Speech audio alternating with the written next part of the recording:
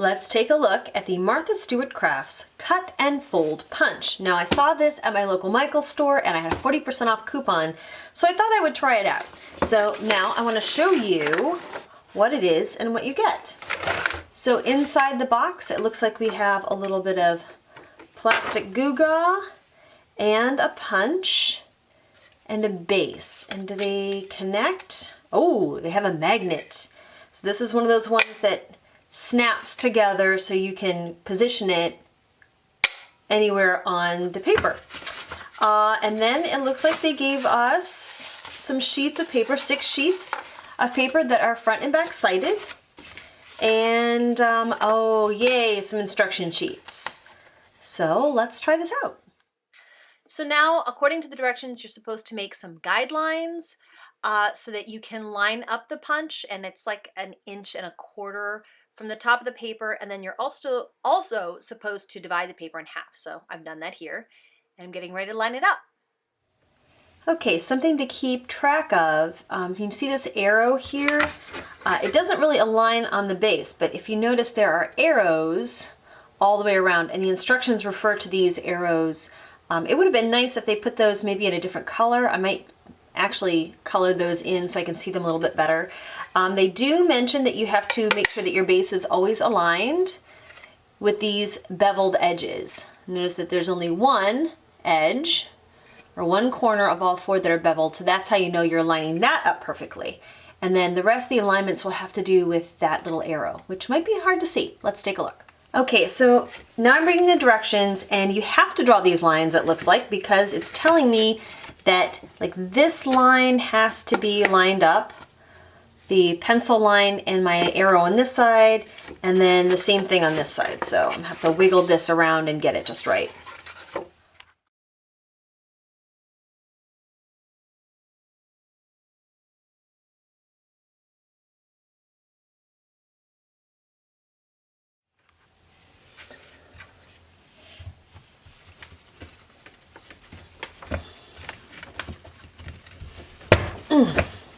That took some pressure.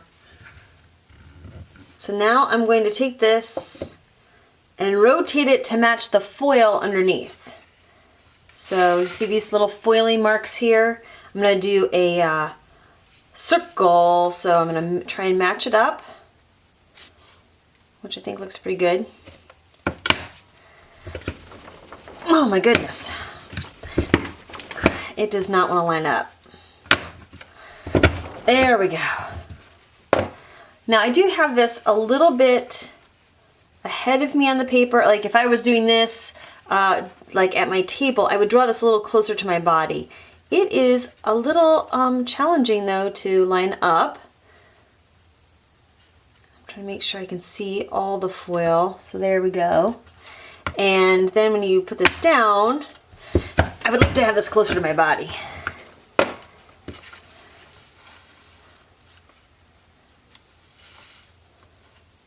There we go.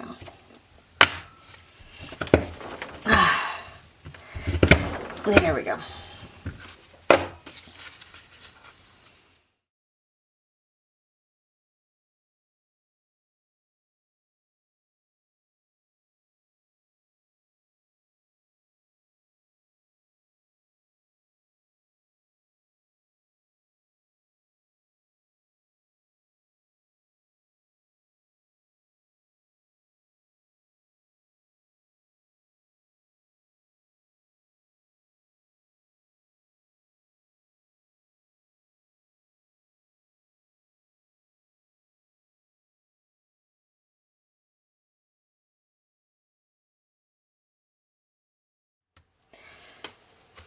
So basically this is where maybe accuracy kind of matters. I thought I was being as accurate as possible, but as you can see they did not all flip over and lock underneath. Like this one just does not have enough space to flip and lock. So to make this be successful, I'll actually have to, glue it down and it loses a little bit. Now I do like it just 3-dimensionally. This would be pretty on the top of a package, but just right off the gate, it's not successful on the first try. So we'll try it again.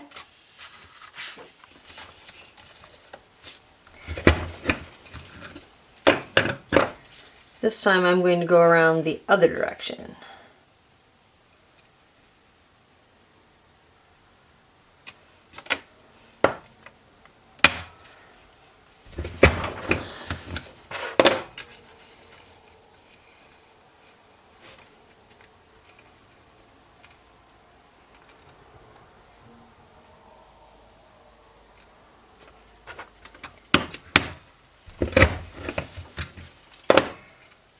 Oh, this is going to be big. Whoops, wrong way.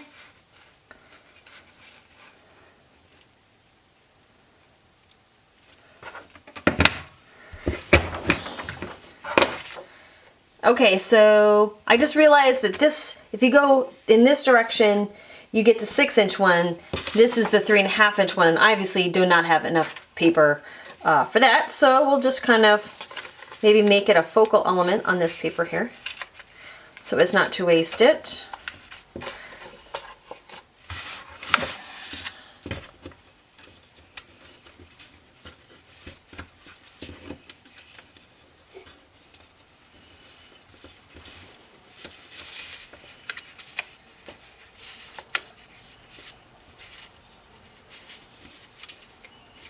And at least these ones, I did better with getting them to lock.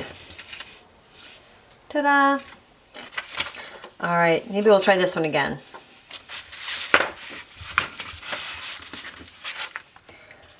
Actually, for this next one, I'm going to try doing this straight line.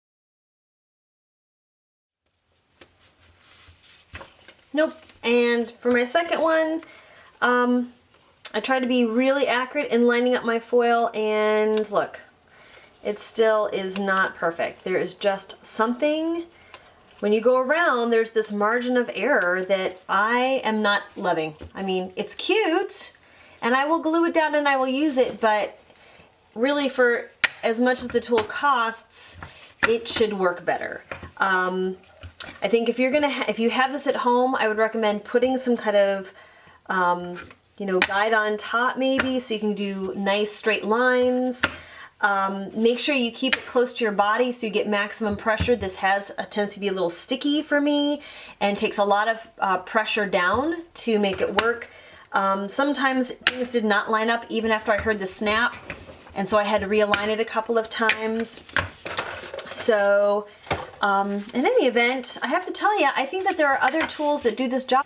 Spellbinders makes these flat dies. Now granted, you need to have a die cutting machine for this, but you get 3 of these in a pack and they're actually less expensive than this one punch. Granted, this goes, this will do a border, a single, or a rosette, but I have to tell you, for my money, I'm not that impressed with the Martha Stewart Crafts cut and fold punch.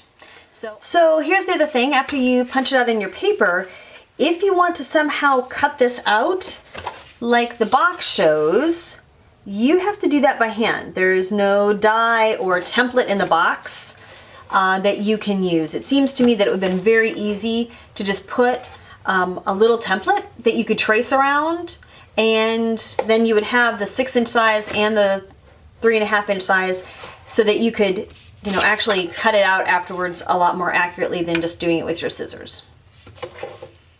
So just a few things before I go. I was really underwhelmed with this tool. I got 0% accuracy in the 3.5-inch rosette.